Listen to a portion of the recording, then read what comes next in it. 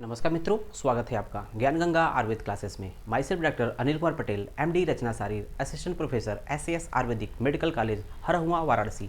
आज हम लोग क्रिया शारीर के द्वितीय चैप्टर अर्थात सेकंड चैप्टर के बारे में बात करेंगे, जिसका नाम है बेसिक प्रिंसिपल्स ऑफ आयुर्वेदा, अर्थात आयुर्वेद के मूलभूत सिद्धांत।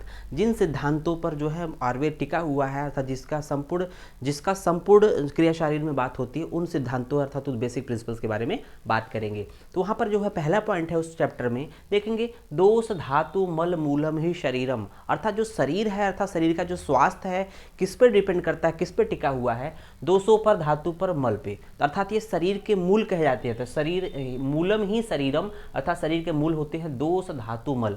तो हम लोगों ने इससे पहले दोष को डिफाइन किया था कि दोष होता क्या है। तो हम लोगों ने देखा था कि जो मन और शरीर को दूषित करे उसे दोष कहते हैं। तो ये जनरल परिभाषा थी। उसके बाद देखा कि कहीं ना कहीं जो दोषों को क्या दूषित करने की वजह से सिर्फ दोष कहते हैं। तो हम लोगों ने वहाँ देखा था कि त्रिदोष चर्चा परिषद एक हुई थी, जहाँ पर विद्वानों का एक आपस में मत आया था। त्रिदोष वात पित्त कफ, अर्थात त्रिदोष कहेंगे किसको, अर्थात दोष किसे कहेंगे। तो वहाँ एक परिभाषा उभर के आई थी। वहाँ पर 4 पॉइंट की बात की गई थी कि अर्थात दोष उसे कहेंगे जो शरीर की सभी स्वभाव क्रियाएं कराने में समर्थ हो, पहला पॉइंट, और उन पर जो भी क्रियाएं हो रही है स्वाभाविक क्रिया, उन पर नियंत्रण करने की सामर्थ्य हो, दूसरा पॉइंट। तीसरा पॉइंट ये था कि जो प्रकृति निर्माण में सहायक हो, जो प्रकृति निर्माण में सहायक हो, अर्थात जो शारीरिक प्रकृति होती है किसी की वातज पित्तज कफज और वातज पित्तज पित्त कफज कफ वातज और सन्निपातज, तो इस तरह की जो प्रकृति होती है अर्थात स्वभाव होती है उनके निर्माण में सहायक हो। चौथा पॉइंट था कि तरह से स्वतंत्र रूप से शरीर को दूषित करने में सामर्थ्य हो। तो इस तरह से 4 पॉइंट की हम लोगों ने वहाँ बात किया था। इस तरह से दोष को डिफाइन किया था। यहाँ पर दोष की बात करते हैं तो सिंपली वात पित्त कफ एक तरह से उभर के आते हैं, जो कि त्रिस्तंभ, त्रिधातु, त्रिस्थूल और त्रिशुद्ध, ये इस तरह से 3 पॉइंट किए गए हैं। ये त्रिदोष, ये दोष की बात की गई है। यहाँ पर बात करेंगे धातु की। धातु का मतलब होता है, धातु में होता है धारण, धातु का जो निष्पत्ति होता है डुढान धारणो पोषणयो।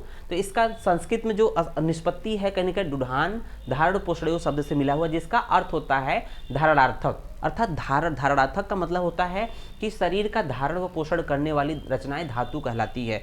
शरीर को धारण भी करे, साथ ही साथ उनका पोषण भी करे, तो उसको हम लोग धातु की संज्ञा देते हैं। निरुक्ति की बात करेंगे तो धा धातु में तुन प्रत्यय, धा धातु में तुन प्रत्यय लगाने से धातु शब्द निष्पत्ति हुई है, अर्थात डिराइव किससे हुआ है, धा धातु में तुन प्रत्यय लगाने से धातु शब्द बना है। फिर देखेंगे सुश्रुत ने सिंपली कहा धारणा धातु है। इसका मतलब जो शरीर को धारण करे उसे धातु कहते हैं। उन्होंने कहा कि शरीर को जितनी भी शरीर में रचनाएं होती है, सब जो शरीर को धारण कर रही है उसको हम धातु कह सकते हैं, चाहे वो आत्मा हो, चाहे मन हो, चाहे वो पंचमहाभूत हो, चाहे त्रिदोष हो, अर्थात दोष धातु मल मूलम सरम, इस हिसाब से इन सभी को हम लोग धातु कह सकते हैं। लेकिन एग्जैक्ट धातु की परिभाषा के लिए हम लोग थोड़ा सा आगे बढ़ेंगे। आइए देखते हैं कि आयुर्वेद में जो है धातु शब्द से संबंधित क्या क्या शब्द प्रयोग किए गए, धातुओं के लिए क्या क्या प्रयोग किए गए। तो यहाँ देखेंगे पहला पॉइंट है, आयुर्वेद में आधुनिक ग्रंथों में धातु का अर्थ अलग अलग बताया गया था। देखेंगे जो शरीर मन एवं प्राणों को धारण करे उसे धातु कहते हैं। तो पहला पॉइंट आया कि जो शरीर मन एवं प्राणों को धारण करे उसे धातु कहते हैं। दूसरा पॉइंट है जो रस रक्त आदि धातुओं को धारण करे उसे धातु कहते हैं। तीसरा पॉइंट आया जो शरीर की वृद्धि करती हो उसे धातु कहते हैं, अर्थात जो शरीर की वृद्धि करती हो उसे धातु कहते हैं। तो इस तरह से यहाँ पर धातु को हम लोगों ने डिफाइन किया। और अल्टीमेट धातु कहेंगे, अगर एग्जैक्ट धातु को डिफाइन करना हो तो इसका मतलब जो शरीर को धारण करे एवं पोषण करे वो धातु कहलाती है, और सिर्फ जो शरीर को धारण करे पोषण न करे तो वो हम लोग का उपधातु कहलाती है। तो उपधातु का हम लोग डिटेल जब बात करेंगे सेकंड चैप्टर में, तो धातु उपधातु वहाँ पर डिटेल में बात करेंगे। तो आइए हम लोग इन जनरल देख रहे थे दोष धातु मल मूलम शरीरम, अर्थात शरीर के मूल कहे गए दोष धातु मल।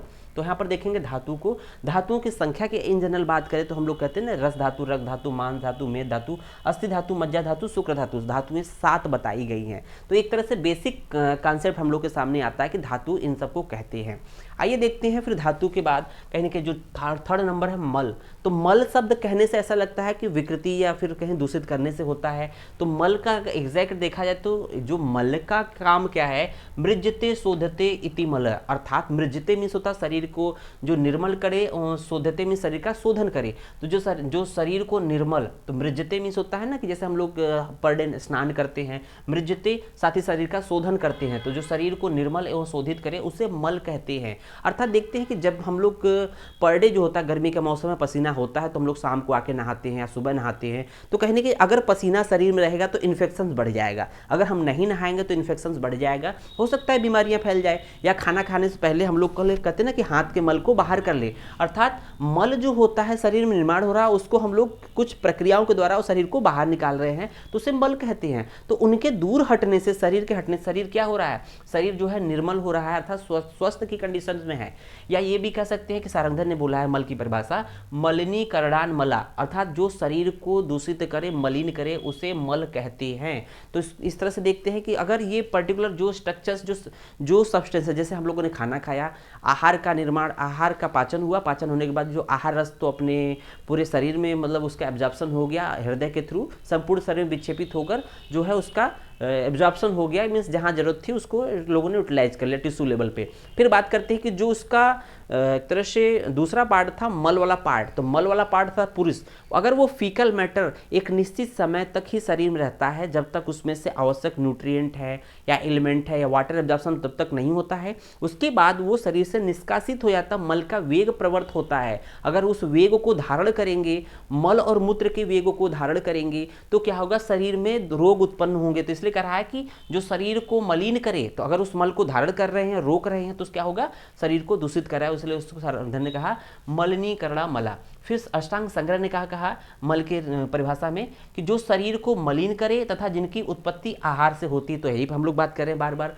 कि जो शरीर को मलिन करे और उत्पत्ति हो रही आहार से, तो जैसे हम लोगों ने आहार से बात करेंगे तो मल और मूत्र, मल मूत्र स्वेद ये अल्टीमेट पार्ट है आहार के, आहार से ही उत्पन्न हो रहे हैं। और कहीं ना कहीं जब ये शरीर में बाहर निकल जाते हैं तो शरीर स्वस्थ रहता है, जब शरीर में पड़े रहते हैं तब इसको हम लोग बाहर नहीं निकालते हैं तो कहीं ना कहीं शरीर को दूषित करते हैं। तो आहार के पार्ट है और शरीर को मलिन करते हैं जब शरीर में रुके रहते हैं।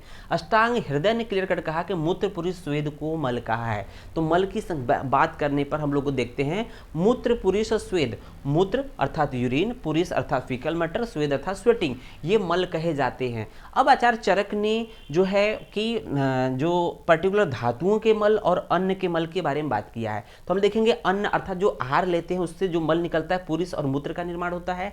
तो अन्न अर्थात जो खाना पीना खाते हैं उससे जो मल होता है पुरुष और मूत्र के रूप में होता है। अब देखते हैं यहाँ धातुएं हैं, ये पर्टिकुलर पहला था तरह से द्रव्य के रूप में अन्न था, दूसरा पार्ट है ये 7 धातुएं हैं। तो ये 7 धातुएं पार्ट है, एक एक करके देखेंगे। रस का मल जो है कफ है, रस का मल क्या है, कफ के रूप में है। और दूसरा देखेंगे रक्त का मल पित्त है, मांस का मल कड़ नासा आदि का मल, जो कड़ नासा से जो मल निकलता है प्रतिदिन वो मल है मांस का मल। मेद का मल स्वेद है, जो स्वेटिंग होती है उसको मेद का मल माना गया है। अस्थि का मल नख और रोम है, तो हम मानते हैं कि ये अस्थि के जो अर्थात ये जो अस्थियां जो हमको काट कर निकाल देते हैं उसको छेद्य बोलते हैं, छेद्य पार्ट।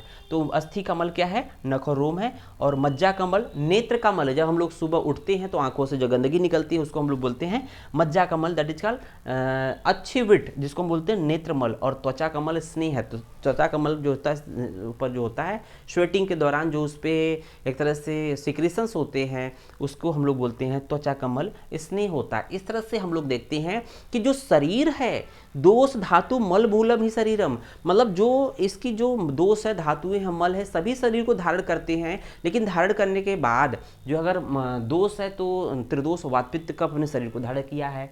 और धातु अर्थात जो रस रक्त मांस में अस्थि मज्जा शुक्र ये भी शरीर को धारण किया है। और मल भी एक समय तक शरीर को धारण करता है और एक निश्चित समय के बाद उसको निकालना जरूरी होता है, नहीं तो शरीर को मलिन करता है, इसलिए शरीर का मूल कहा गया है। दोष धातु मल मूलम ही शरीरम। तो देखेंगे दोष में वात पित्त कफ है, धातु मगर मुख्यतः देखा जाए तो दोष में वात पित्त कफ अर्थात त्रिदोष हो जाते हैं। धातु में देखेंगे तो 7 धातुएं हो जाएंगी और मूल मल में देखेंगे मूत्र पुरुष स्वेद। तो इस तरह से हम लोग देखते हैं कि दोष धातु मल मूलम ही शरीरम की व्याख्या कर दी गई है। धन्यवाद।